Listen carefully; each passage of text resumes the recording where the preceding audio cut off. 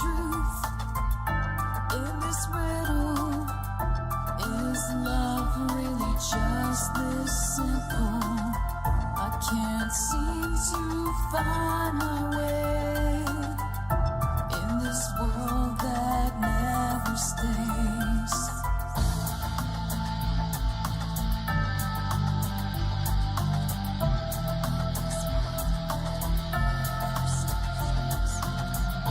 What a widow, a peaceful spider. When the glass is clean, she's a sneaky hider. Hide the lies and the alibis. What a sinner, is it in her?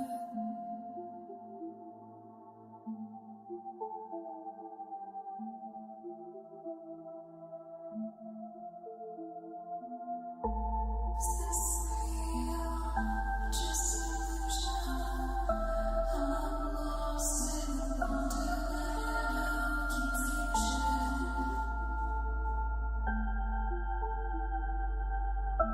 I'm lost in wonderland of confusion. Is this real or just illusion? Manifestation or a dark delusion? Is this real or just illusion? I'm lost in a wonderland of confusion.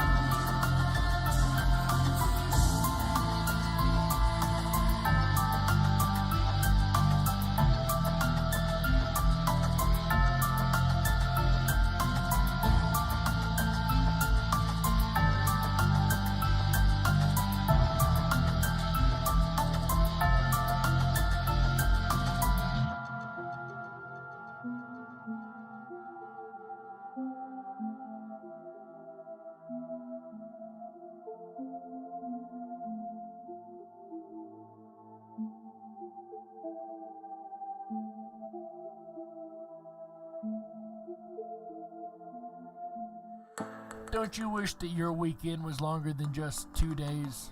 Well, if so, then you're in luck, because here on Ripon Common Sense Radio, our weekend begins on Wednesday. Yes, you heard that right. Our weekend kicks off every Wednesday at 7 p.m. Pacific, 10/9 Central, with Dark Wolf's Den, starring yours truly, Jerry the Dark Wolf. But that's where the fun has only just begun. Make sure you come back every Thursday through Sunday at 7 p.m. Pacific, 10/9 Central, for the Ripon Rabbit Hole Live Show, starring AJ the Ripon Rabbit. He dives into the archives of vocal legend Art Bell and brings those stories up to date. So make sure that you spend your extended weekends with the Animals Radio, Jerry the Dark Wolf, and AJ the Ripon Rabbit, starting at 7 p.m. Pacific, 10/9 Central, every Wednesday through Sunday, right here on Ripon Common Sense Radio. Ripon Rabbit Hole is a community-driven radio. At times the community comments may reveal prejudices and other beliefs that we or our sponsors do not condone. Views or opinions expressed by the community, callers, or guests are those of the individual speaking and do not represent the views or opinions of this site. Ripon Common Sense content is intended for mature audiences only. Enjoy. This is Cynthia Sue Larson with Reality Shifters and the International Mandela Effect Conference, and you're now listening to Dark Wolf's Den Show on Ripon Common Sense Radio.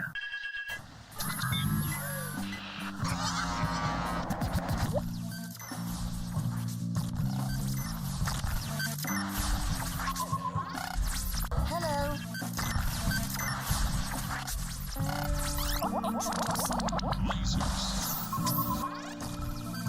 Hello.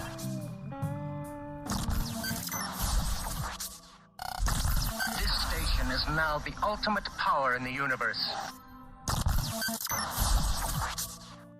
This is your man Meta, aka Propagate This Light, and you're now listening to Dark Wolf's Den.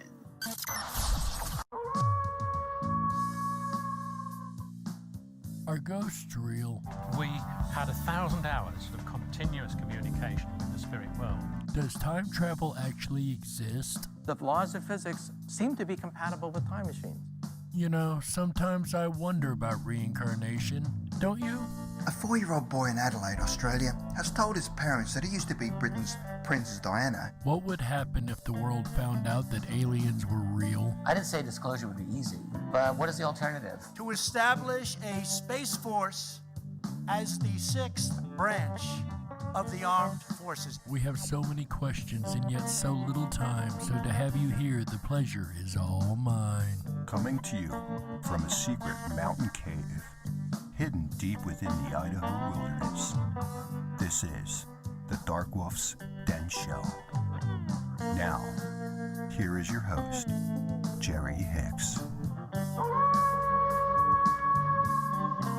That's right, I am Jerry Hicks, also known as the Dark Wolf, and welcome back to another episode of the Dark Wolf's Den Show. Whether you're on the edge of reality, the edge of the galaxy, the edge of your seat, or anywhere in between, we're glad you chose us to be right there with you. Ladies and gentlemen, it is September 16th, 2020, and tonight we're going to talk about directed energy weapons. We've known for years that these things exist, that there's been laser weapons and things like HARP and CERN and many other devices that the government has, yet they claimed for many, many years did not exist. Now they admit they do. And what does that mean to us? We're going to get into all of that and more tonight, but first, today in history. I actually have a double today in history this week. This is something that rarely happens, but I actually found two really interesting facts for the day. First, on this date in 1620, English colonists aboard the Mayflower set sail for America, where they founded Plymouth, Massachusetts, after 41 men, including William Bradford and Miles Standish, signed the Mayflower Compact. Also, in 1956, the great American magician David Copperfield was born, who would later go on to make the Statue of Liberty disappear. And that is this week's Today in History, which makes today an incredible day in history, like every day that we do this show. Of course, this show makes every day an incredible day in history, right? Ladies and gentlemen, welcome back to the Dark Wolf's Den Show. Tonight we are discussing directed energy weapons for those just tuning in. And, you know, you think that these are a new idea, laser weapons and directed energy used as a weapon source, but actually you might be surprised to find out this goes back a lot further than you may think. The concept of using light as a weapon has intrigued weapon designers for centuries. The first such system hypothesized was the Archimedes heat ray. According to legend, he had used a series of mirrors to focus sunlight on ships of the Roman fleet as they invaded Syracuse, setting them on fire. So once again, using energy to direct into a weapon form is not a new idea. It, as a matter of fact, goes back to the Greeks, as we just heard with Archimedes' mirror. And that's not the only time we've heard of directed energy weapons in the past. During World War II, various stories of engine-stopping rays had been reported, including Nazi-supported studies into a directed X-ray beam weapon. Researched by the German electrical engineering company Siemens Schuckert, the concept hoped to disable piston engines by ionizing their combustion chambers through a directed bombardment of X-rays. And once again, this is back in World War II that they were trying to do this. So directed energy weapons have been a thing for a long, long time. And what we see today in, say, California and on the West Coast and in different areas could or could not be the effects of the weapons in play. Now, I have heard a lot of rumors that that is the case, and let's look into the plausibility that could even be the case. Fast forward 2 decades, and it would not be until 1960 for the light weapon to reach the realm of feasibility, when Theodore H. Maiman operated the first functioning laser at Hughes Research Laboratories in Malibu, California. And you noticed it said that he operated. It didn't say that he invented it. It said that he operated it. And if you go back and listen to our paranormal technologies episode, you might question where it actually came from to begin with. But what we're going to talk about tonight is how dangerous it may very well have become. In civilian applications, lasers would soon grow in power. With the ability to focus kilowatts of energy onto a small point, their use in industrial welding and cutting expanded rapidly. Now, when it comes to cutting applications like cutting metal, things like that, into special shapes and doing all kind of projects, that I understand. That I have no problem with as far as lasers go. Or maybe chasing the cat, using the laser pointer to let the cat run around after it. That's always fun, right? Though their initial military use has been more indirect, being used primarily for range finding, targeting, and ordnance guidance.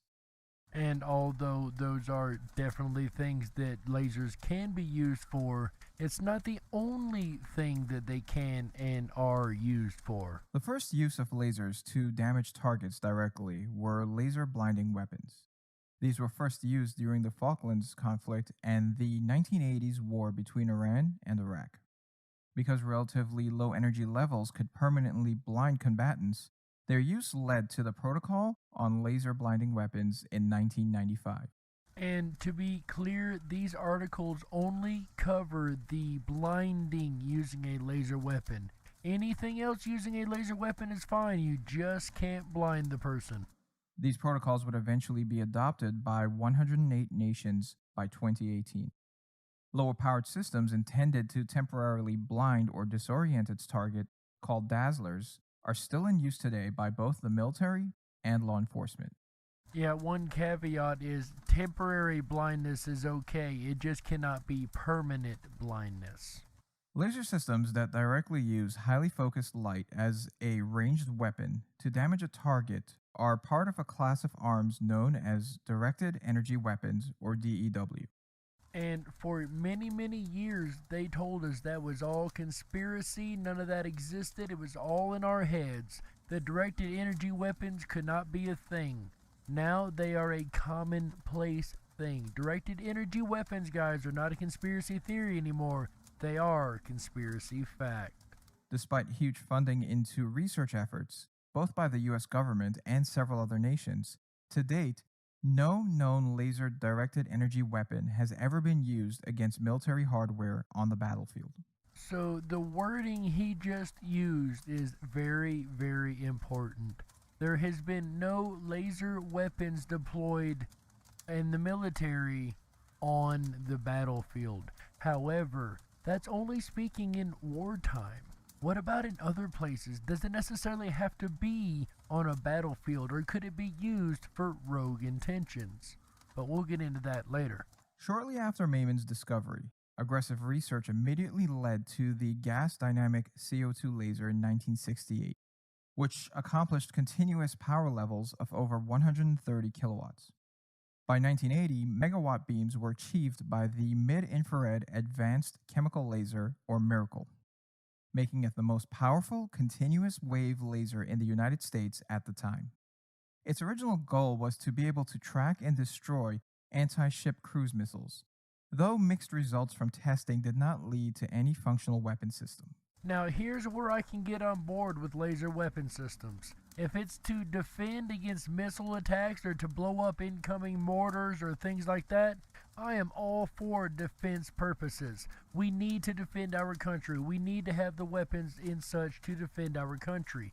But are those weapons being used just to defend our country, or is it possible they're being used against us here domestically?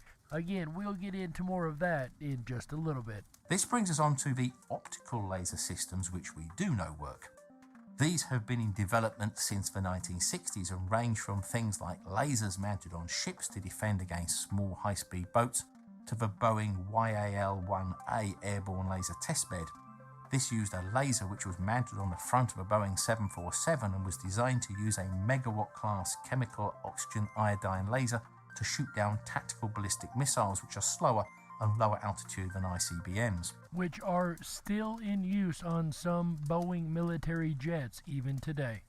But the problem with high-power lasers is the atmosphere itself. Over longer distances, which will be needed to affect high-speed targets, turbulence in the atmosphere can affect the beam, making it weaker.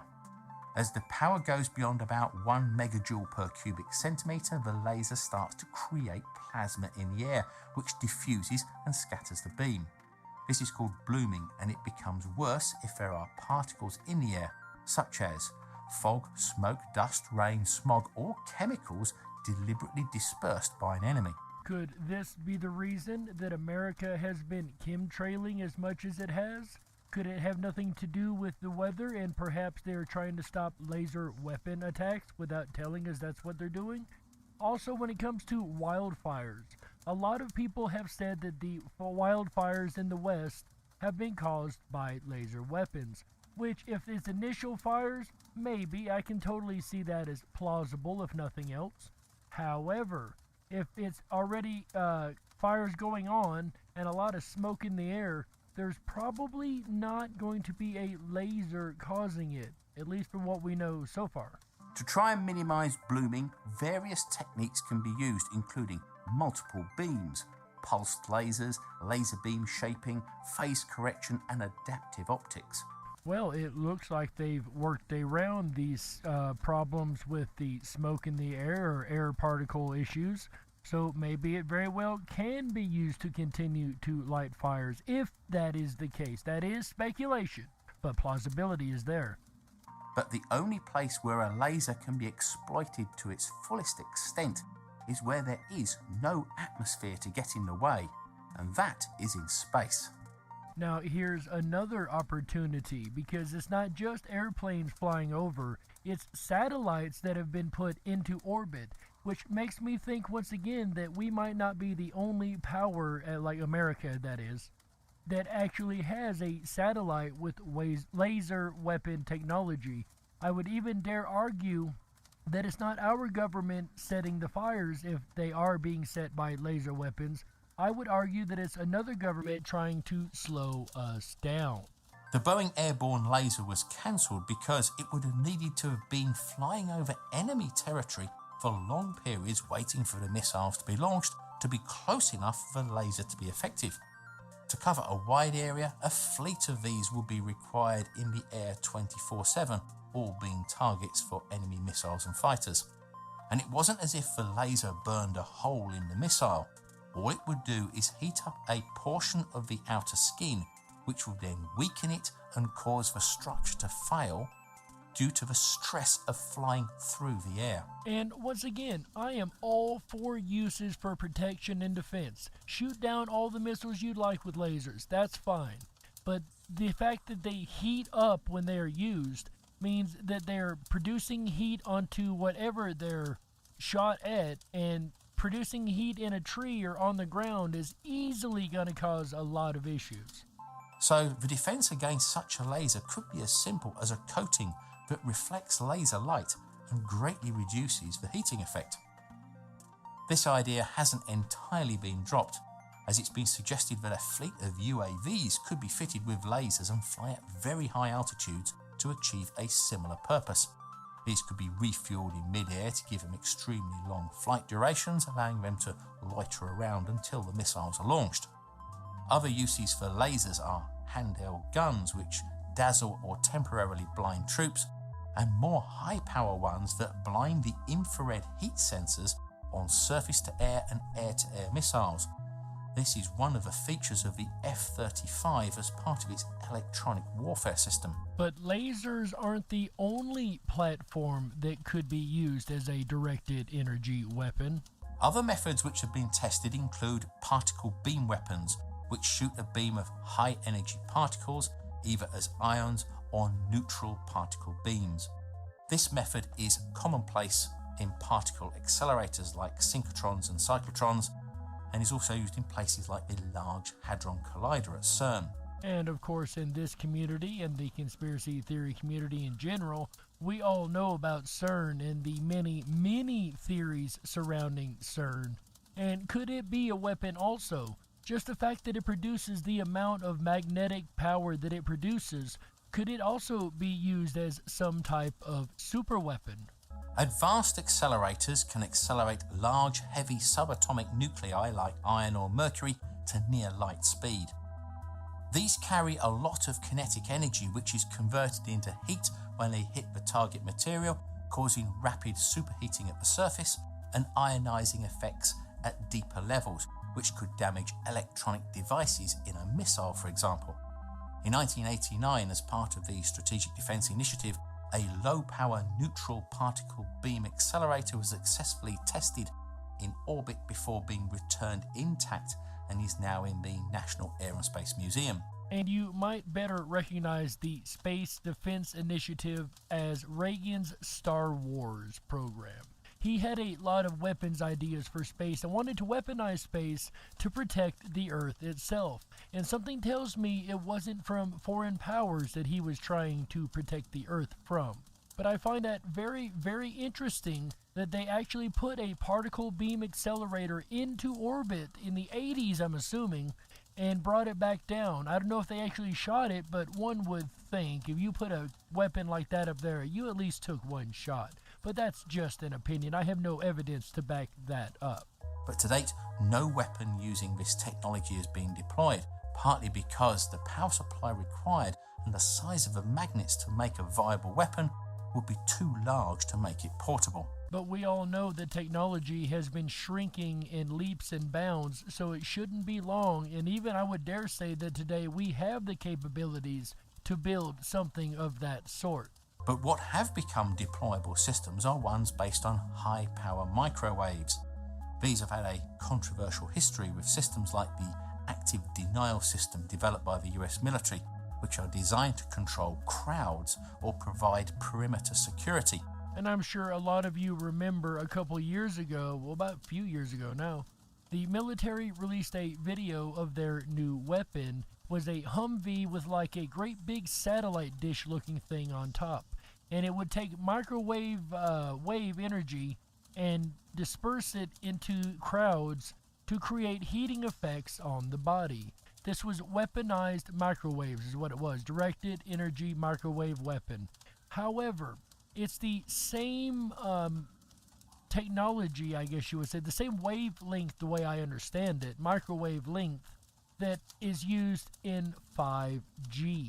And that's something that is worrying a lot of people, because if it's something they've already weaponized, now they're going to give it to us as an internet system. Is it something that we should trust? And I can totally see having that information where it would be quite a scary option. And were used in Afghanistan in 2010 to control crowds without using live fire. These use the same principle as a microwave oven by exciting water molecules in the skin to cause them to heat up and create a burning sensation, basically to get people to move away from the area without lethal force or causing permanent injury. As some have stated, it fills the gap between shouting and shooting. And in the second half, we'll cover some more weapons and how they might very well be used on an individual level opposed to a crowd level. The difference between this and a microwave oven is the frequency of the ADS system is much higher at 95 GHz to the 2.45 GHz of a microwave oven. This means that it can only penetrate the top layer of skin to about 0.4 millimeters compared to the 17 millimeters of the lower frequency oven. That's still enough to cause a very, very painful irritation on the skin and make you want to be away from whatever is causing that irritation. The current system, ADS-2, uses 100 kilowatt output to cover a wide area, but can be focused onto smaller areas farther away. However, just as anyone with a microwave oven will know, if you wrap your food or yourself in conductive material like aluminium foil or specialist electromagnetically shielded clothing, you create a Faraday shield, which greatly reduces the effectiveness of such a device. But it hasn't stopped the development of what some people call E-bombs, high-power microwave systems used to destroy computers and other electronic devices. Just as was found in the nuclear tests, you can induce large electrical currents into any unshielded electrical system if you expose it to high-power radio waves. And again, with technology getting smaller and smaller all the time, pretty soon we will have microwave weapon guns that we could just shoot someone's cell phone and completely disable it instantly. That's kind of a scary thought. Again, if you put a fork into a microwave oven, you will see the sparks jumping, as the metal acts as an aerial, converting the microwaves into electricity. But you don't need a continuous beam of microwaves to damage modern electronics. Well, how much energy would you need for what amount of time to damage electronics nowadays? A very short pulse of microwaves, as short as 100 nanoseconds, but at a very high peak power, up to 1 gigawatt, can instantly fry the tiny transistors in modern ICs. 100 nanoseconds. It takes longer to take a breath than 100 nanoseconds. That is everything of instantaneous. The US Air Force has already deployed cruise missiles with such a system called CHAMP, or Counter Electronics High Power Microwave Advanced Missile Project. The idea is that these will be dropped from something like a B-52 and then fly to the target and then zap individual buildings with a focused beam of microwaves, destroying the computers and electronic systems inside. This would allow them to target buildings which were deemed a military threat, such as regional headquarters, but leave civilian ones like hospitals untouched. Which is yet another oddity that we're finding with these wildfires, is that some areas are burnt while the areas right next to them are completely left alone. And it's not like a regular fire, it's almost like it is really picking and choosing where it goes and where it doesn't, just like what we're hearing about here. Because the high energy pulse of the microwaves is very short, it doesn't have time to heat up the water molecules in living tissue and cause burns, and as such is deemed as not a threat to the people inside the building. Okay, so this won't be starting any fires, but am I the only one that wants to go to Google and Amazon and all these and test this equipment? Maybe it's just me. Similar high-power microwave weapons are also expected to be integrated into the F-35 and other UAVs by the mid-2020s. Another area where this type of targeted microwave weapon is being used is against drones and drone swarms, with easily available commercial drones being able to carry out spying missions or even carry small but deadly high explosives. Using high-power microwave pulses to destroy their electronics would stop them dead in their tracks and they would just fall out of the skies. Even if the electronics are shielded, the GPS aerial, which the drones rely upon for guidance, is still exposed. Even our old friend the lasers are being used to burn the frame of the drones, causing structural failure. I would also argue that that much interference in the air would mess up the radio communication between the ground and the drone, and it would just stop working correctly anyway, but that's just an assumption. Raytheon has built and tested 2 systems for the US Army, one using high-power microwaves and others using high-power lasers as counter-drone weapons. And as for a glimpse of the future, there are rumours of similar systems being under development using microwave or lasers combined with high-speed tracking radar that is optimised for shooting down artillery shells, mortars or rockets in flight by heating their explosive charge until they detonate. It's the other ways these systems can be used that really worries me. These drones are commercial, like he said. Yeah, I can go to the store and buy one right now. And if certain people don't like where I'm flying it, they can just shoot with one of these microwave weapons, and away my drone goes. I don't like that. I really don't. Like, I understand there are reasons to have things like that. And once again, I'm all for defense of our country. I'm all for having the weapons that we need to defend ourselves.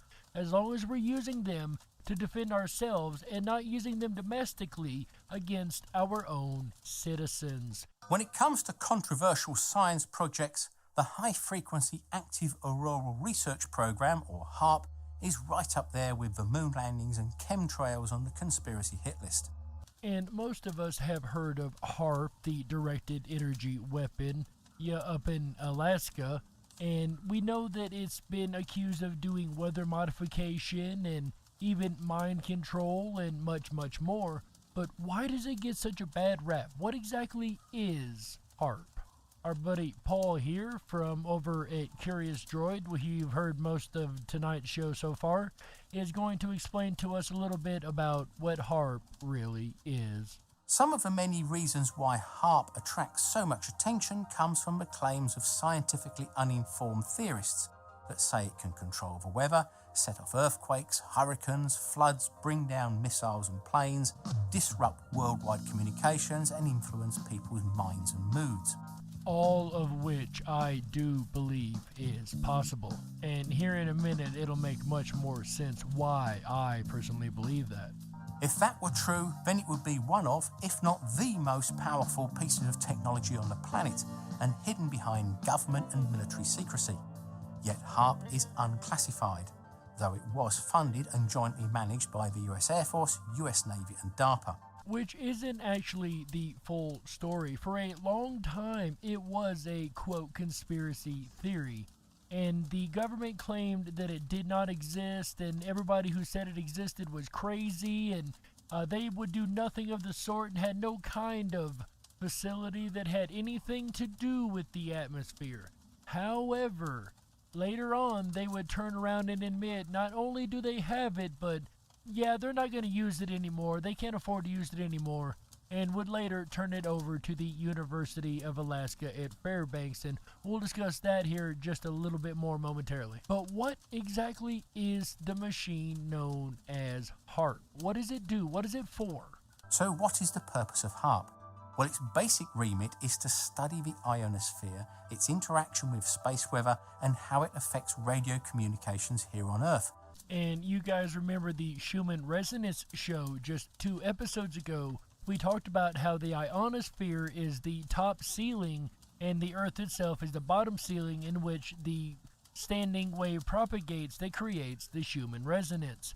Now we're going to learn more about the actual ionosphere and how that is actually affected, and why that might be very, very important, especially when it comes to the Schumann resonance. Because remember, the Schumann resonance literally defines how we act in our behaviors, feelings, emotions, brainwave states, the entire 9 yards. So let's listen to what exactly it has to do with the ionosphere. Again, this touches back to the Schumann resonance episode, so we're going to learn just a little bit more in relation to that also. As well as the generation of VLF, that's very low frequency, and ELF, extremely low frequency radio waves, which can travel around the world and penetrate deep under the sea for communications with submarines and into the ground to reveal underground structures. HAARP deals with some complex science, and how it operates is equally complex.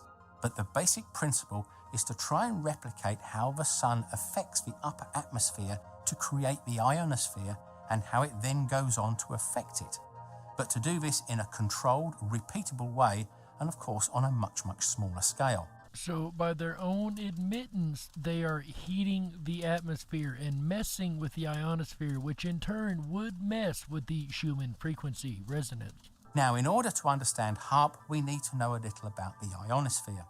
This is a constantly changing area of the Earth's upper atmosphere that reaches from about 60 kilometers to 1,000 kilometers in altitude, where it's thin enough so that the sun's ultraviolet and X-rays can reach it, but thick enough so that it can absorb these rays and ionize the gases there. It's also well above the area called the troposphere, where we live.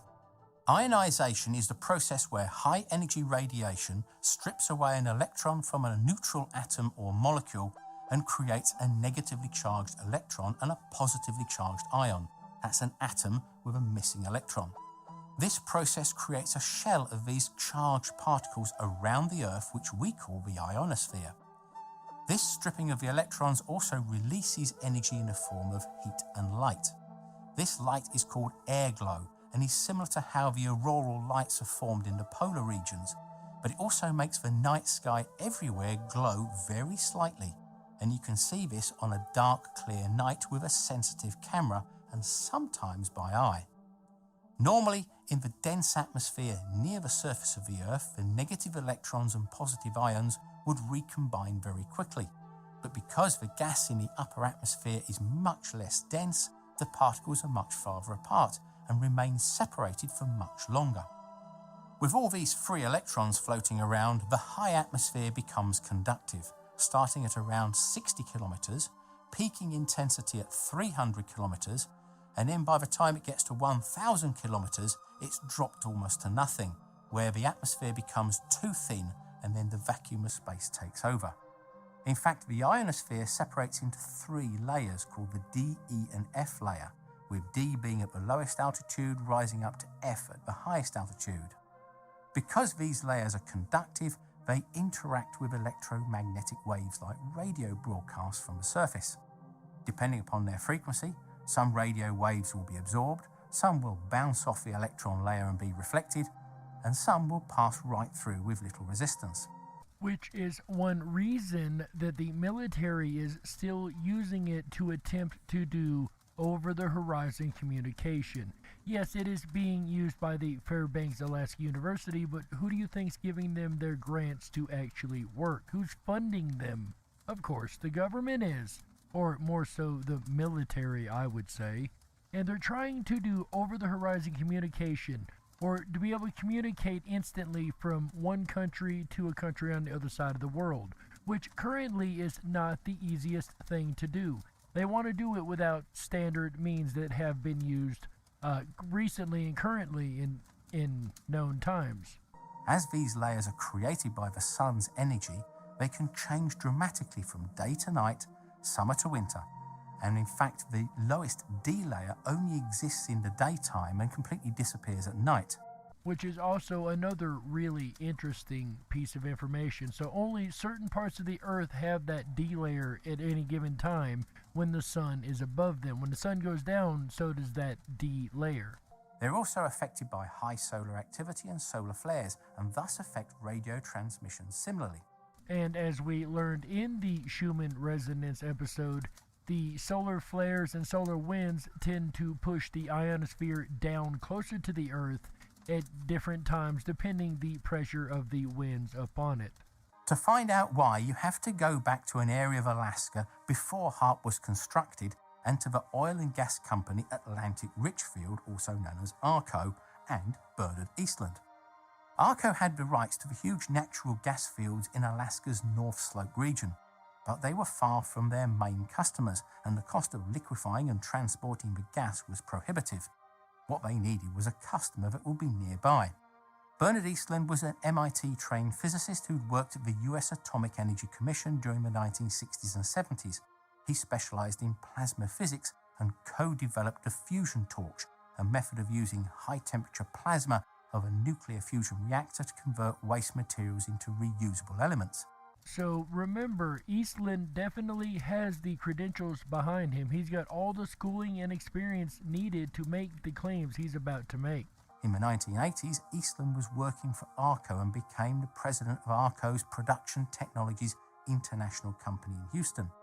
He suggested that ARCO could use the natural gas reserves to power a huge antenna complex to focus high-energy radio beams into the ionosphere. This would heat up the gas atoms to create artificial plasma layers in the ionosphere, but in a way which could be controlled, moved and shaped by equipment on the ground. Alaska would be in a good position because the Earth's magnetic field lines go up almost vertically in that area. Each antenna would create a circularly polarized radio beam that would spin the particles around the magnetic field lines at the resonant frequency of the ions in the same way that a cyclotron works to accelerate particles. This would heat up the plasma and allow it to move along the magnetic field lines to higher altitudes. Eastland was granted a US patent, number 4686605, for the invention titled Method and Apparatus for Altering a Region in the Earth's Atmosphere, Ionosphere and or Magnetosphere on August the 11th, 1987. Now, whilst Eastland filed the patent, he did so whilst working for ARCO, and as such, ARCO owned the patent.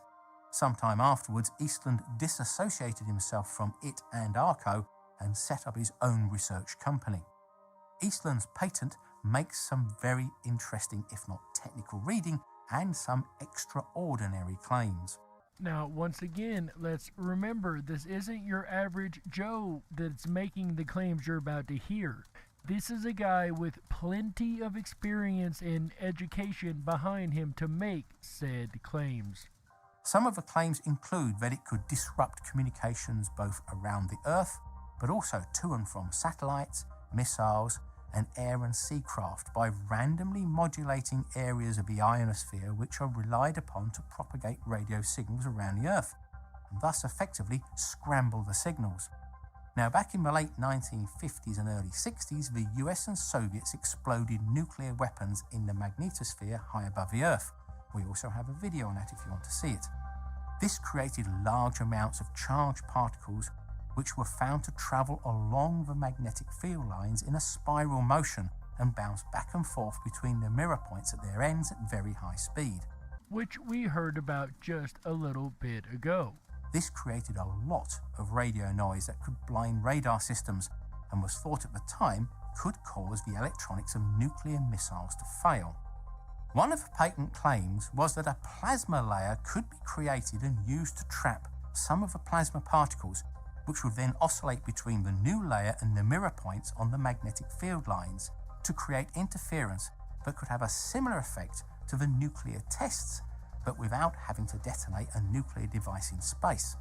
So a little bit ago, I mentioned that the military was trying to use HAARP to do over-the-horizon communications. However, it sounds like it can also be used to disrupt over-the-horizon communications. Other uses include heating large areas of the ionosphere to move them to much higher altitudes, to create unexpected and unplanned drag forces on missiles and satellites and cause them to become unstable in their travel. Literally pushing the ionosphere back up towards space and away from the Earth. Also, weather modification, by affecting the upper atmospheric wind patterns by stacking of different shaped plumes of particles to create a lens effect, and then concentrating solar energy over an area or altering the course of a jet stream to move adverse weather like hurricanes or denying rain to drought-prone areas. And this is the most popular use of what we understand or when we hear HAARP in our local conspiracy communities, if you will. But to me, HAARP is more of a weather modification system because, as it said, if you create a heated area, a high pressure area in one spot, you're going to create low pressure areas elsewhere that wouldn't have been there. They would be, what's the word I'm looking for? False low pressure areas, if you will. And it's going to disrupt the way the jet stream flows. It's going to change the weather patterns around the world because the high and low areas aren't where they would normally be, or there's extra high or low areas, or whatever the case may be. And there is an anecdotal story about when they had the Olympics in China, and a reporter asked the Chinese administrator, I'm not sure it was the president or who it was, a Chinese authority, if they were worried about weather ruining the Olympics. And his answer was, don't worry about the weather, we have that under our control. So could that be a blatant admittance that they do have weather modification? And if so, are they using that against enemy countries or countries that they have disagreements with? Once again, HAARP is a facility that we know about, but it's only one of a concept of facility. So if you think it is the only one that exists, I think that's a bit naive. If they've done it once and then finally admitted to it, that means they've either built another one or they've got better technology than what they had then. It was also claimed to be able to make a wave reflector in the sky to steer ELF signals to a depth of 1 kilometre or more.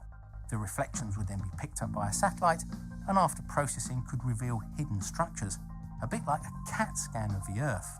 And once again, ELF, or extremely low frequency waves, are our brain waves. They are what the Schumann, I always say that, Schumann resonance actually is extremely low frequency waves. But Guys, I need to go ahead and take a network break right here and apparently get a drink because I can't pronounce half the words I'm trying to say right now. So we're going to go ahead and take a network break right here, ladies and gentlemen, and we'll be back on the other side for the second half of the Dark Wolf's Den Show right after these messages. Don't you touch that dial. How? Yeah. We gotta stoke the fires and run off the men in black. Don't touch that dial. We'll be right back. Sex in the City? Nope. Interview with a vampire? Nope.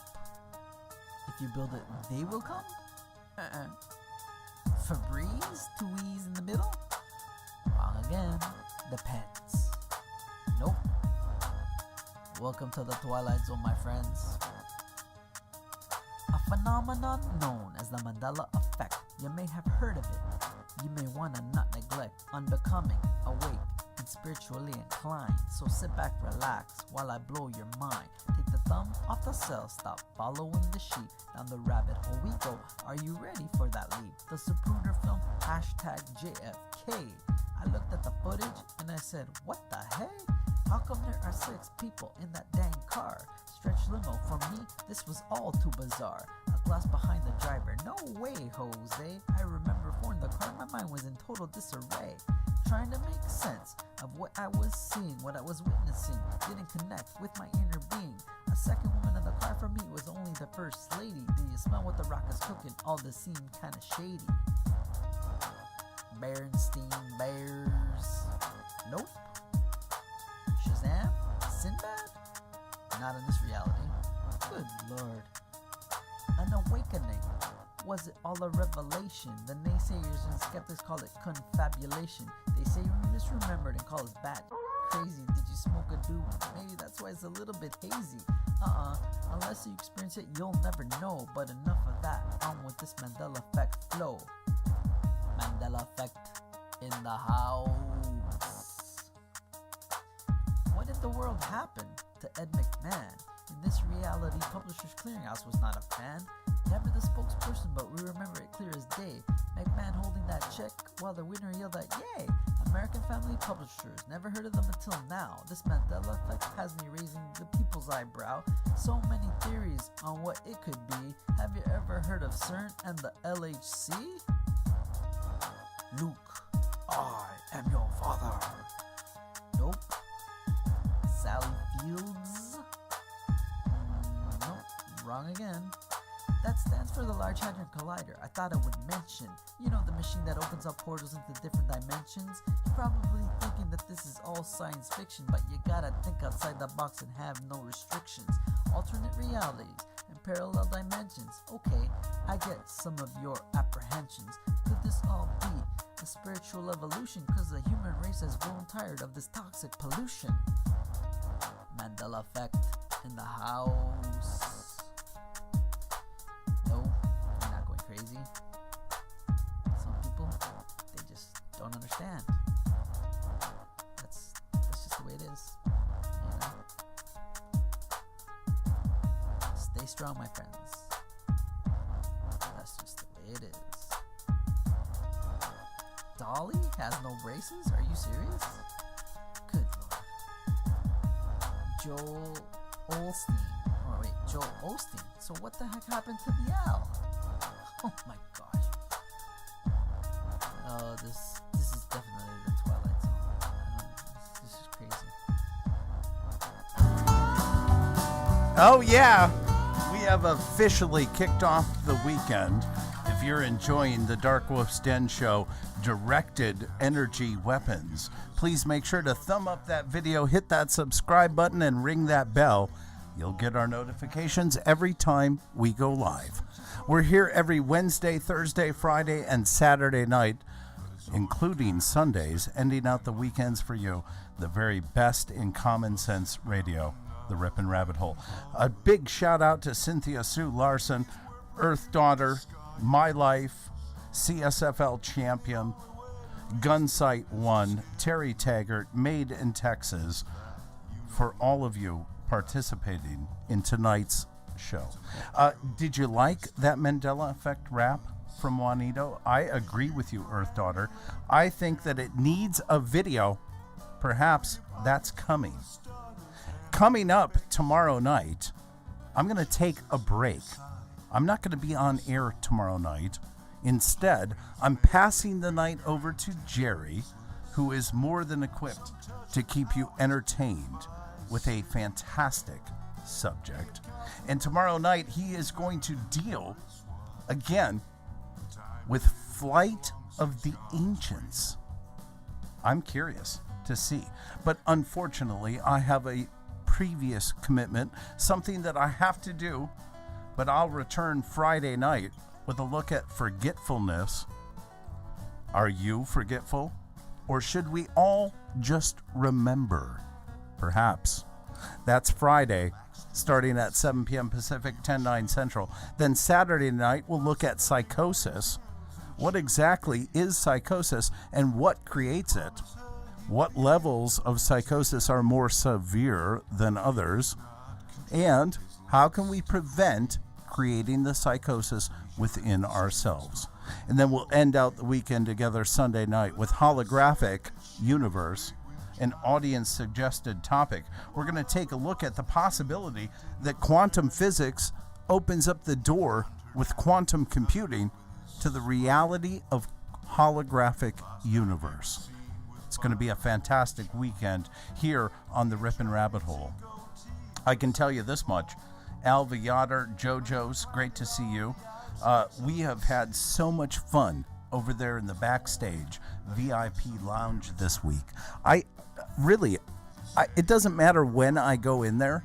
I actually see people in there at any time in the morning. Jerry, wouldn't you agree? Let's see. Jerry, are you there? Are you there, Jerry? No, he's not there. He's getting ready. I see him. We're going to return back to tonight's Directed Energy Weapons, the Dark Wolf's Den Show, right here on the very best of Common Sense Radio, the Ripon Rabbit Hole. If you were meant to be controlled, you would have come with a remote, but you didn't. And that's why you listen to the Dark Wolf's Den Show. Now, here is your host, Jerry Hicks. That's right, I am Jerry Hicks, also known as the Dark Wolf, and welcome back to the second half of the Dark Wolf's Den Show. Whether you're on the edge of reality, the edge of the galaxy, the edge of your seat, or anywhere in between, we're glad you chose us to be right there with you. Ladies and gentlemen, tonight we are discussing directed energy weapons. So far in the first half, we have discussed the different types of weapons so far that we know of, mainly the popular ones, but what can they be used for on a domestic level? We've heard about the foreign uses as far as shooting down missiles and defending our country, but what about the personal level? Can they have effects on individuals? Well, of course, we know with it messing with the Schumann, like the heart program, that will definitely have an effect, but what about other effects on human beings? I received a email the other day that had a link in it for a page called davidshirter.com. And this speaks of the symptoms of being attacked by direct energy weapons. It says here that it causes headaches, intense psychological and physiological stress, and that you can feel all of your insides. It stresses the heart, causes insomnia, completely prevents deep sleep, and causes severe muscle aches. During a 2-month period, it also made this person lose over 100 pounds, caused them to wake with their face entirely swollen, and eyes unable to completely focus, although this has came and gone since. Another aspect of these attacks has been nausea, extreme nausea. However, Max Spears, one that used conspiracy theorist and truther that used to be around, who is no longer with us here, once said if a person lives long enough through these attacks without having a heart attack or stroke, the body adjusts to them. And according to this person, it seems that they were correct. And it says one more symptom of DO attacks is major and fast hair loss. I lost hair by handfuls within 2 months of first being attacked, this person said. I still am actually, even though I have never had this issue before, and it came on suddenly and furiously. Which is strange. Balding and hair loss isn't something that happens like that on a normal basis. It usually is a period of time that it happens, unless there's chemicals or other outside influences to cause it. Also, you guys remember there was news a while back out of the Cuban embassy as well as Chinese embassy about attacks on diplomats using some type of sound weaponry. And sound weaponry is not a new idea either, as you guys I'm sure are aware of. And there's something called Voice of God technology. And maybe you guys have heard of it, maybe you haven't. I know in the conspiracy theory realms, most everyone is pretty privy to that type of information. But in case you haven't, this is actually some very scary technology. And it's based on the same microwave technology that we were talking about earlier. Do you believe that a technology exists wherein speech can be encoded and transmitted via microwaves so that it can be heard inside the human skull without the use of a receiver? I became totally immersed in hearing voices. Are you delusional? You could actually hear voices in your head from microwave being the carrier band heating up the temporal lobes. Whenever I hear somebody talking to me about microwaves or stuff like that being zoomed into their head. There have been recent advances in acoustic technology which can transmit sound great distances with a very narrow target range. The long-range acoustic device is one such technology and is currently employed by both military and commercial sea vessels to deter potential attackers. And once again, if we know this weapon or technology is in use in military usages, then what else is it being used for? In San Diego, California, Woody Norris, developer of the LRAD, describes another of his acoustic technologies known as hypersonic sound. It's kind of like radio stations, except in this case, you don't need a receiver. To hear a radio station, I gotta have a receiver. With this, the mixing actually happens in the air, and you hear it without any other device. So if I aim it at you, and it happens to hit both of your ears, and I'm reluctant to say this, it'll be as though the sound is inside your head. Could you imagine just walking down the street and suddenly you hear another voice in your head telling you something, or even telling you to do something? There's been many things that have happened, events that have occurred, in which the person that did the event said that there were voices in their head telling them what to do. And of course, we write these people off as schizophrenic or crazy, but perhaps that's not the case, especially when they don't have a history or pattern of such activity, and all of a sudden it starts happening. This very well could be somebody using a technology like this in order to talk to someone or make them think they're hearing voices or the voices of God telling them what to do. Much of it is people pleading for help because they've been hearing voices in their head for years. And now this technology explains it. If it's my sound, turn your head, plug your ears, cover your head, sound goes away. If it doesn't, it's not me. So hypersonic sound is something a little different. If you can cover your ears or cover your head and you can still hear it, then it isn't hypersonic sound. So it still needs the eardrum to work. Hypersonic sound does.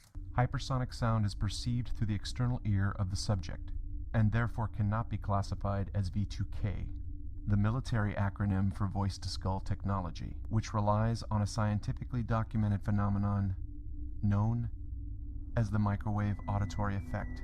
Just to reiterate what he just said, this is a well-documented scientific effect. This isn't just conspiracy theory. This is fact.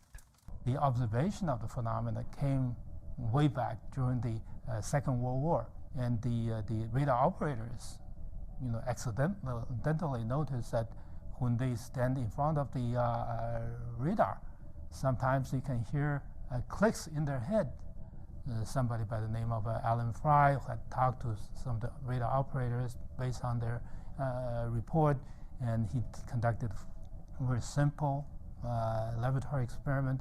Indeed, showed that human beings can hear the radar pulses. They were not just making it up. They wanted to know what the significance of something like this would be. And just like most discoveries, this was a complete accident. They had no idea why they were hearing clicks in their head standing so close to the radar. And it's kind of, to me, like the TV. When I am around a TV, especially the old school TVs, I hear a really, really, really high-pitched whistle, somewhere around the 9.6 megahertz range. I've looked it up actually on YouTube.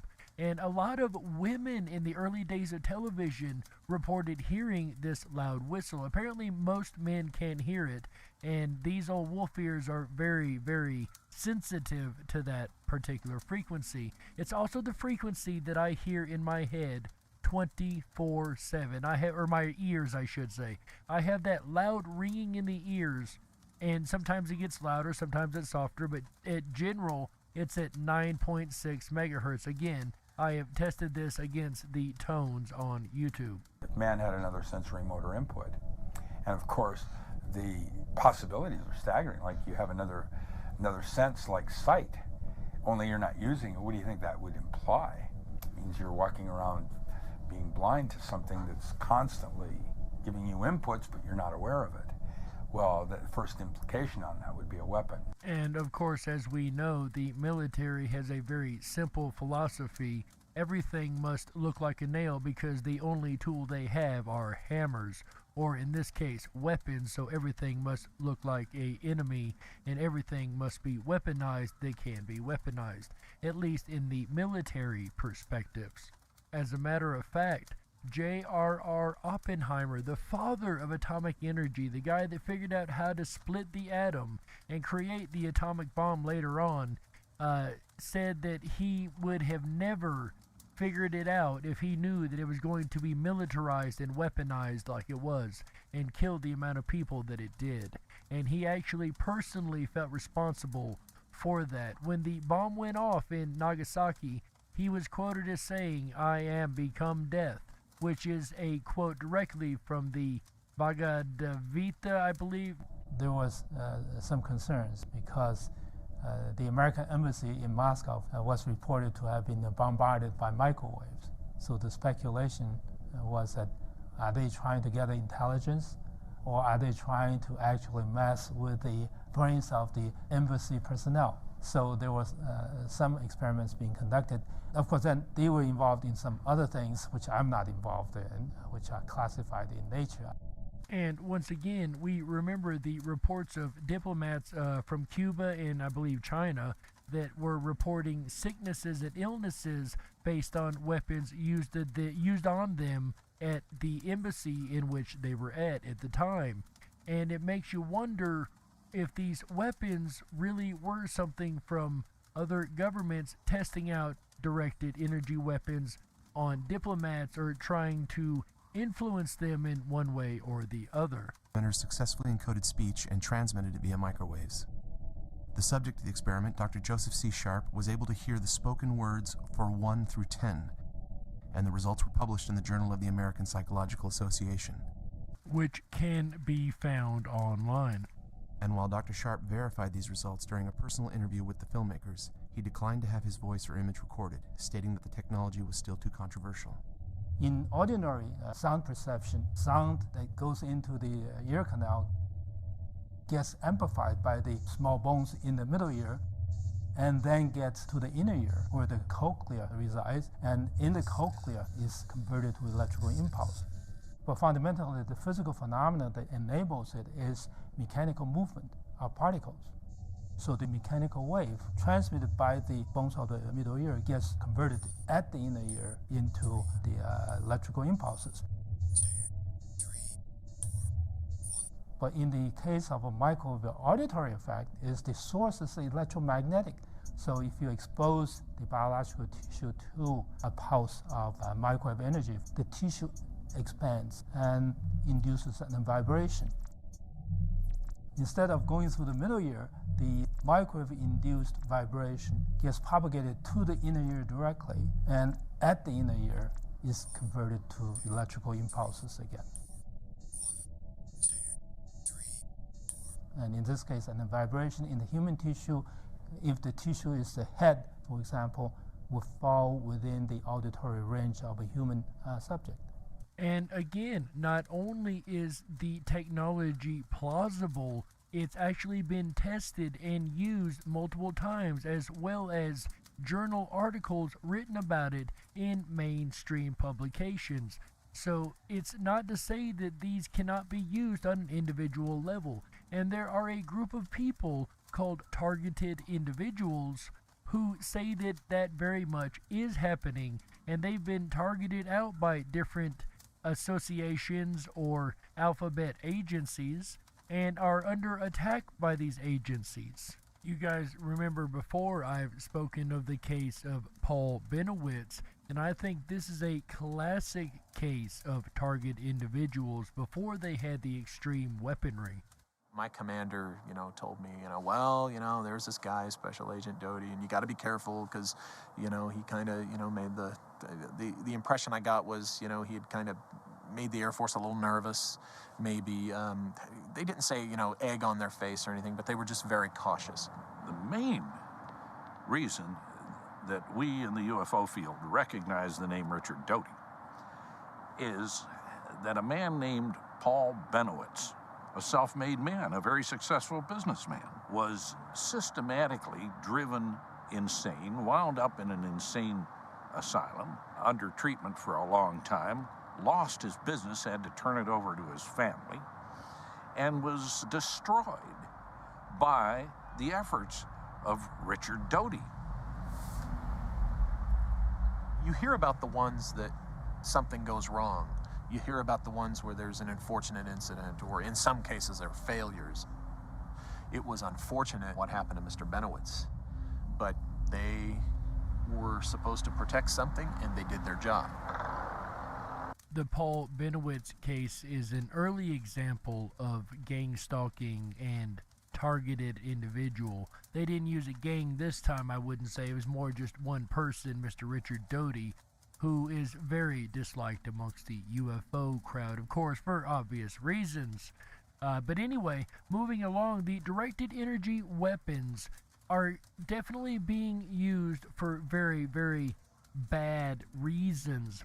And there are such a variety of different types. We've spoken about the microwave weapons and the voice-to-skull weapons, and we're going to go back to that for just a minute, because the voice-to-skull weapons can be used for a multitude and variety of reasons, especially driving a person insane. Now, the question is, have I been suddenly overcome by schizophrenia?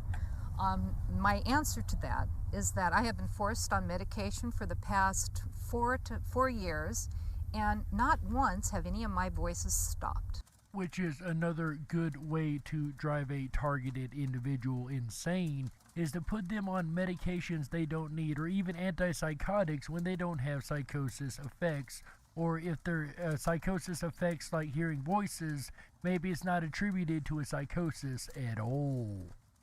What's really going on here? Well, we really don't have the models yet, or the belief systems, to be able to cope with these things. People now are talking about actually direct communication, like we mentioned, sending a message, through the air to a person without anybody else being aware of it. That is within the realm of possibility.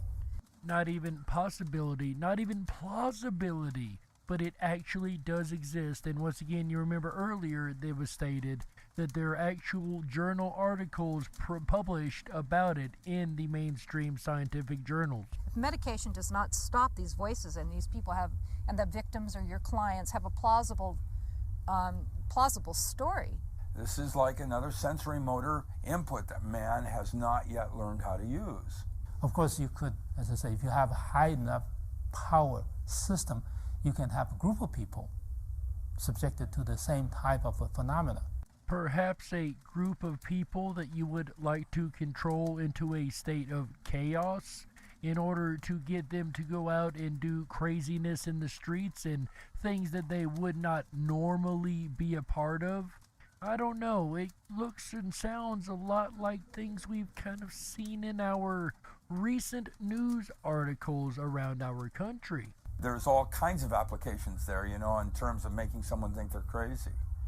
To hear voices in your head, what do you think that's about? If you started hearing voices in your head and it wasn't your voice. And of course, in a crowd, also, it's not gonna be really strange to hear random odd voices from one direction or another and think you may have heard it wrong or whatever the case may be. You can always rationalize things like that, of course. And in a group, you can create a group think pretty easily, especially using technology like this. And this is also something else that we remember back in the old days of the CIA and program MK Ultra, which studied one specific aspect. I don't know whether it's true or not. I think there's a sizable number of people who think this is being used for mind control. And I know that might sound a little far-fetched on the surface, but is it really? Is mind control really that far-fetched at all? Remember the old adage, control the media, control the mind, and we've already seen what's happened to our media and how crazy that has made the population in general, discounting the idea that these weapons may be in play, which I truly believe they may be.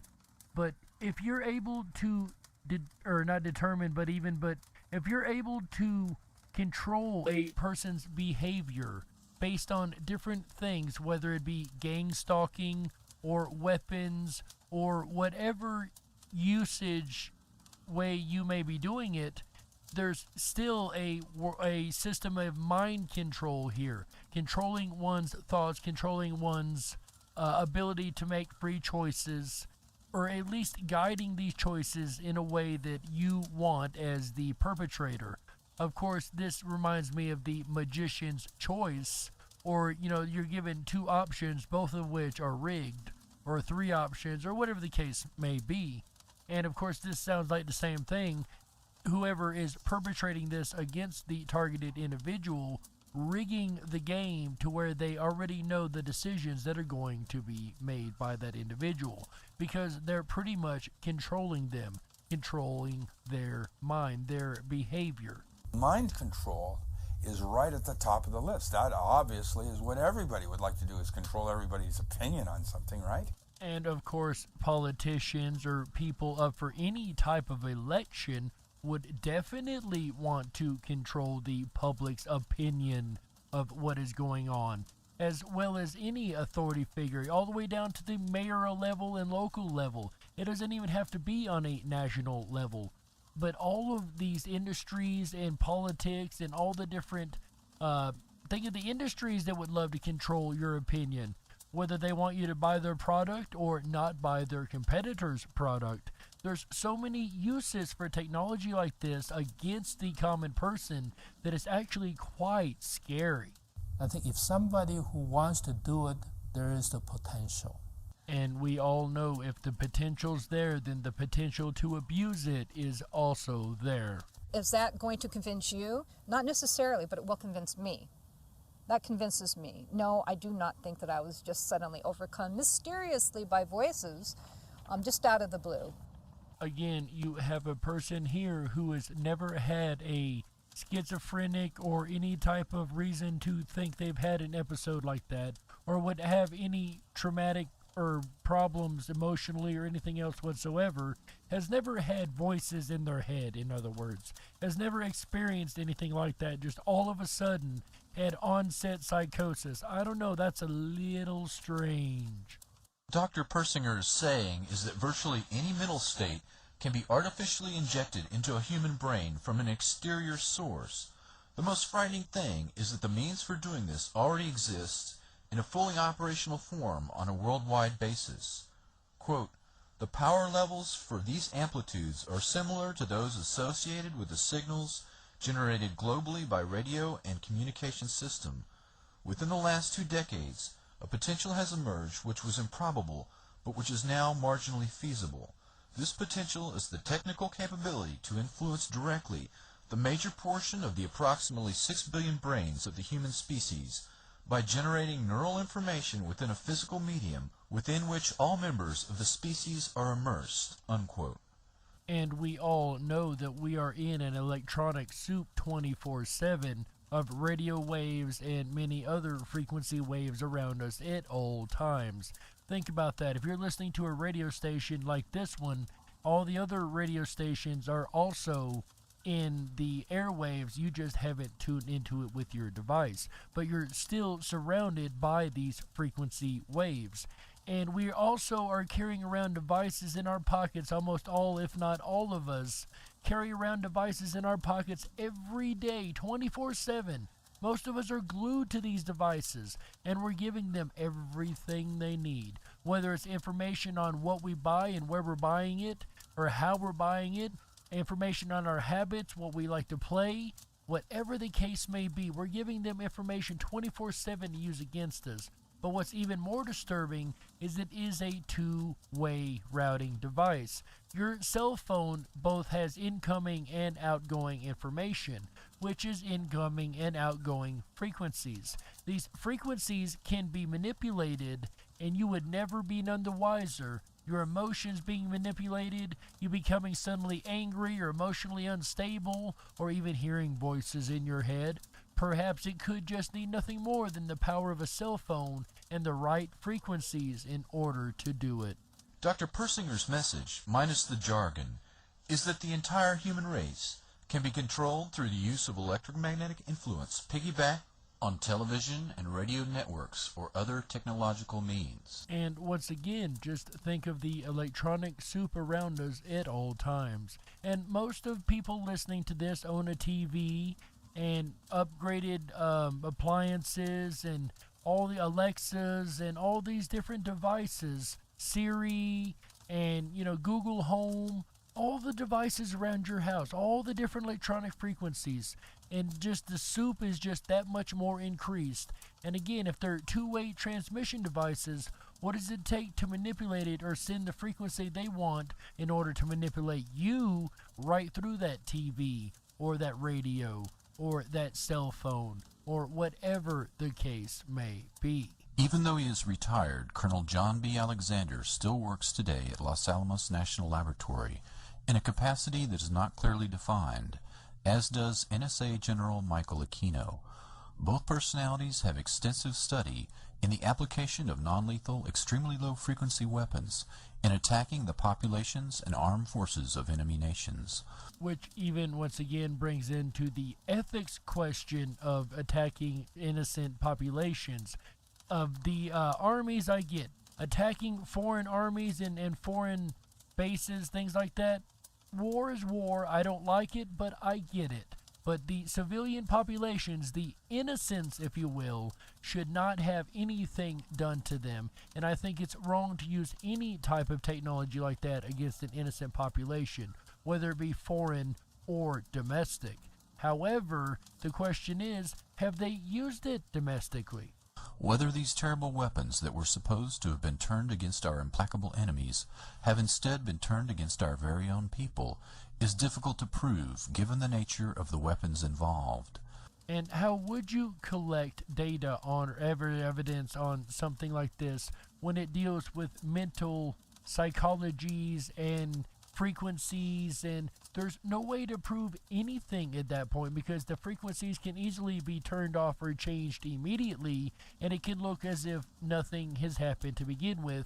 And of course you end up, or the royal you, whoever's the victim here, ends up looking like an absolute crazy person. Thousands of American citizens have been publicly claiming for years that they are under attack from a directed energy weapon that attacks their physical bodies and their central nervous systems. Hundreds of websites have sprung up on the internet, and these distraught and tormented people have banded together in numerous groups seeking redress and relief from their elected representatives. They have brought legal cases to trial in both the United States and in international forums on human rights. Human rights activists have been besieged by them for help, but all such petitions and court cases have run up against the problem of lack of physical evidence. And once again, how would you collect physical evidence on this? Because clearly your attacker is not going to attack you when you're under some type of medical surveillance and give themselves away. That would just be too blatant and apparent. So how would you gain any kind of physical evidence on something like this? Which, of course, puts it in the realm of conspiracy theory, because if you can't prove it, it must not be true according to those dogmatic, regular judicial systems and a lot of scientists. But just that dogmatism, once again, getting in the way, because if you can't physically prove it, it just can't be. The entire judicial system is built on the concept of physical evidence, and people who are being attacked with invisible bullets are left with none. The very few instances of physical evidence within their grasp are easily countered by the government and can be suppressed or confiscated merely by going before a judge and repeating the most abused phrase in the English language: "This is a matter of national security." All physical evidence, paper trails, all crimes, foreign and domestic, are obscured in secrecy by hiding behind the system of classification and public lies. And anybody who has studied the paranormal or conspiracy theory for any amount of time will have already learned that that is the government's favorite thing to hide behind, is the National Security Act. Because you can't argue with that. It's put top secret confidential, and the public are automatically locked out of any information.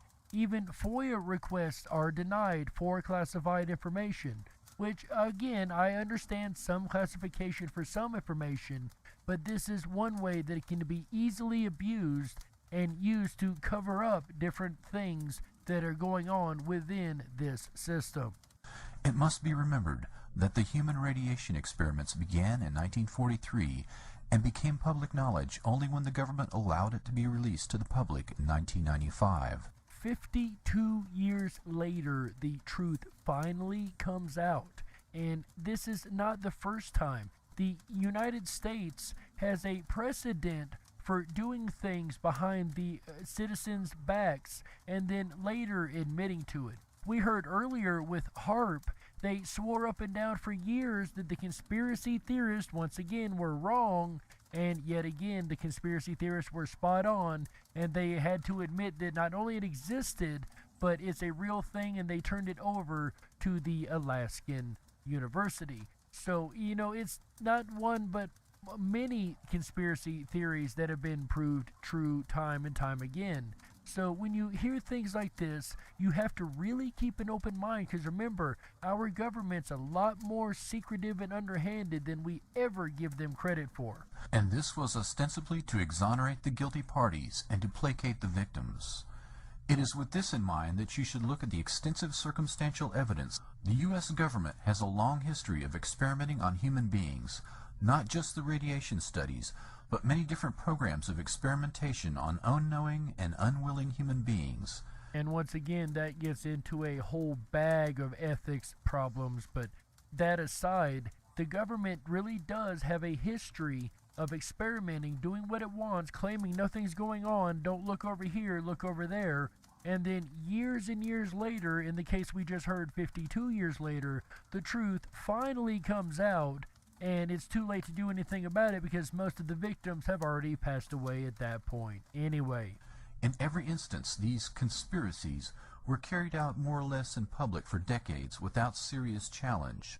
The Tuskegee syphilis study was one such well-known example of a terminal experiment on a large group of human test subjects. Hundreds of African-American men who had become infected with syphilis were allowed to die a slow and terrible death so that the pathology of the disease could be better understood. These men suffered horribly for decades, eventually going blind and then insane. The men also passed their illness onto countless other innocent people unnecessarily. The scientific results were written up and published in the most prestigious medical journals in the country by the most preeminent names in medicine. This state of affairs continued from the 1930s until the 1970s, before one single protest was lodged by a medical professional. In the end, this well-known crime of Tuskegee was also papered over, and no one was punished. Which is definitely a commonplace theme with these type of events. However, knowing that they exist, having the knowledge that they've done it already more than once to boot, does not make it any easier when people say, well, you're just a conspiracy theorist. And let's discuss that term real quick, because we use that term a lot on this show. But what is a conspiracy theorist? Why did that word come into play?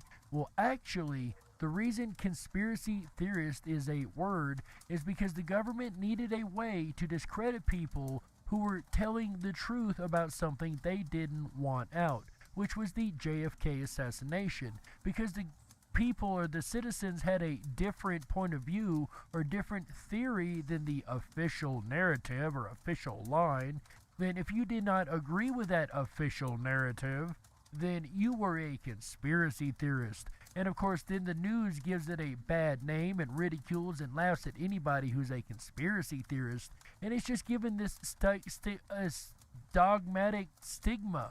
It's given this bad look, this bad view. And if you're a conspiracy theorist, you must be one of those crazy tinfoil hat wearing people. Well, it really turns out, and the numbers are really crazy, because 9 out of every 10 conspiracies that are brought up tend to turn out to be true. There are some that I have called shenanigans on, like the TV is watching you instead of you watching the TV. I thought, okay guys, that's extreme, even for me as a conspiracy theorist, a proud one at that. That's a little bit extreme. I gotta say, I don't think that's true. I call shenanigans.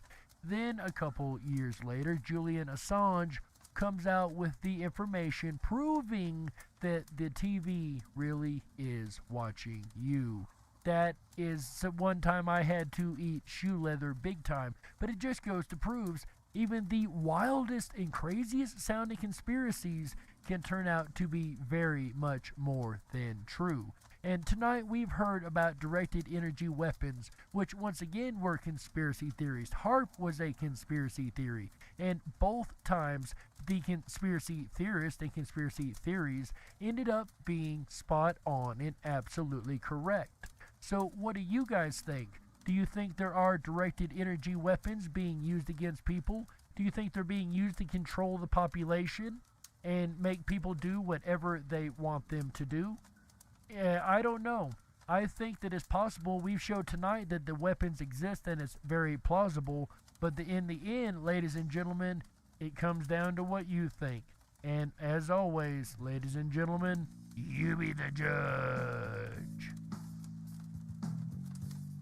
We got to close it out. That's right. That's the kickoff to the weekend right here on Ripon Common Sense Radio. I hope everybody's enjoyed our look at directed energy weapons this week. I know I really have. And let me tell you, before I did the research for this, I would have said it wasn't really that possible that the California fires and things like that could be started by these laser weapons. But after doing this research, let me tell you, I am more than convinced that it is quite plausible. But guys, that's it for me. We're going to kick this weekend off right. We're going to do it a little different this time, guys. So coming up this week, I've been listening to those rabbits over there, and it turns out Thursday, AJ has a prior commitment, and I will actually be taking over the Thursday show this week. I'll be filling in for AJ. So I'll be back tomorrow night, guys, with Flights of the Ancients. That's right. Then on Friday night, forgetfulness. Do you have forgetfulness issues? Well, is there a way that could be solved? Is there a way to improve your memory? Mr. AJ will talk about that on Friday on the Ripon Rabbit Hole live show at 7 p.m. Pacific, 10/9 Central, Friday night, right here on Ripon Common Sense Radio. Then at the same time on Saturday night, he'll be talking about psychosis. What is it and how would we recognize it? Is it all really psychosis, or could we have some of those things wrong?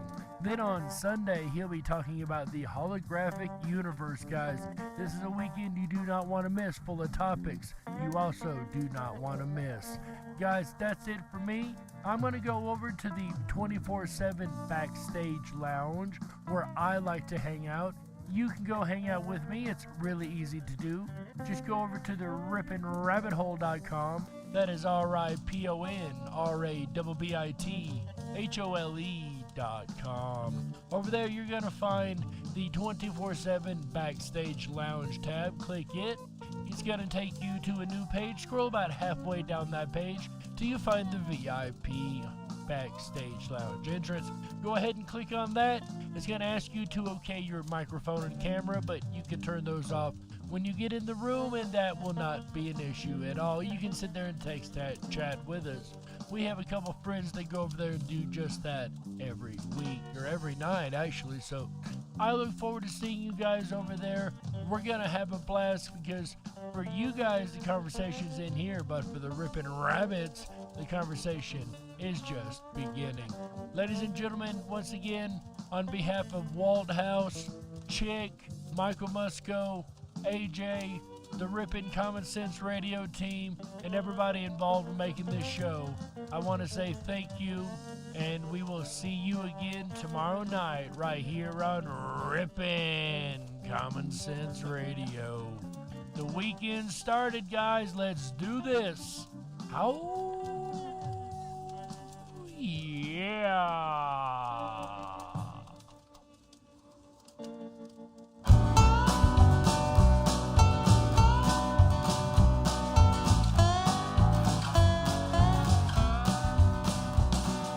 Absolute beginners came to Georgetown. They were wearing Harris tweed and pork pie hats. They'd slit your throat and throw you in the gutter. But it's all you can expect from men like that. The bus is bound for Niles Bend and Harbor. The ladies wear perfume to scar your nose. And the only way to reach them is to scare them. But of that, you know little, I suppose. This is the song we refer to as the Corn Shop song, says Earth Daughter. I couldn't agree with you more. I can tell you this much. We have kicked off the weekend right. My top hat's off to Jerry Hicks for bringing us the very best in Common Sense Radio. Put a 1 in the chat room if you enjoyed tonight's look at directed energy weapons. If you haven't done so already, please make sure to thumb up that video. Hit that subscribe button and ring that bell. You'll get our notifications every time we go live. As a reminder, I will not be doing the show tomorrow night. Jerry is going to carry on Thursday night for me in my absence with a look at Flight of the Ancients. It's going to be a lot of fun. We're going to kick back off on Friday, and I'll be back with a look at Forgetfulness.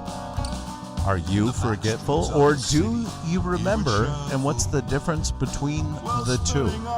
Tune in Friday night starting at 7 p.m. Pacific, 10/9 Central, and find out. Then Saturday night, a look at Psychosis. We're going to dive through the rabbit hole of Psychosis Saturday night. It's going to be wild. We're going to end out the weekend together Sunday with a look at the holographic universe, an audience-suggested topic. I'm excited. Juanito 1975 with a 1, Earth Daughter with a 1, Richard Hirsch with a 1. I take my top hats off to all of you for spending time with us and kicking off the weekend right with Jerry Hicks and the Dark Wolf's Den Show. I'm excited. Alva Yoder with a 1, CSFL Champion with a 1. It's going to be an incredible weekend here at the Ripon Rabbit Hole. I'm going to make my way on over to the Backstage VIP Lounge because for many of you, the conversation ends here. But for the Ripon Rabbits, it's just beginning. And you know what I mean. So until we meet again, thank you, Cynthia Sue Larson, for your 1. Great to have you here. I'm AJ, the Ripon Rabbit.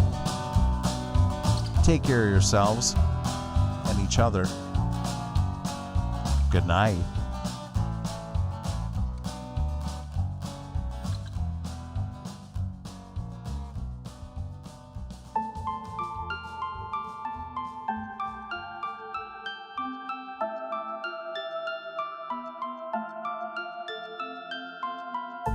Unlocked and into the dark. Some things are better left unknown.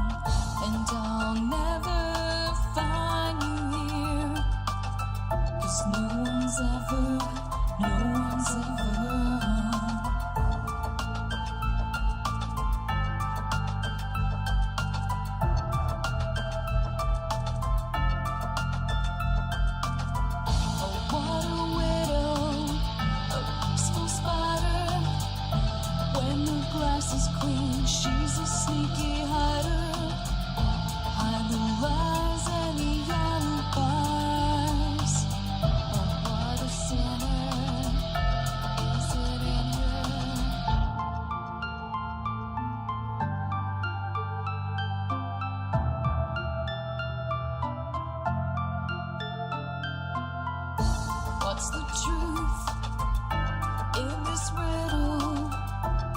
Is love really just this simple? I can't seem to find my way in this world that never stays.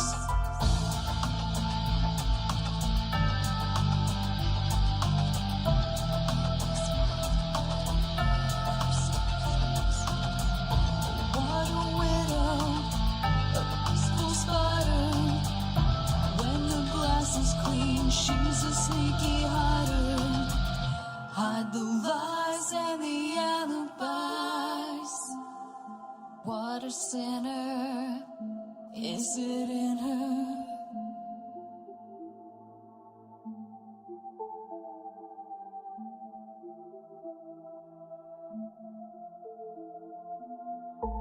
Is this real? Just illusion.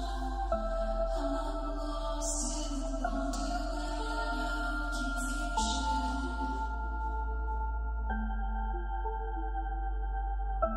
I'm lost in wonderland of confusion. Is this real or just illusion? Manifestation or a dark delusion? Is this real or just illusion? I'm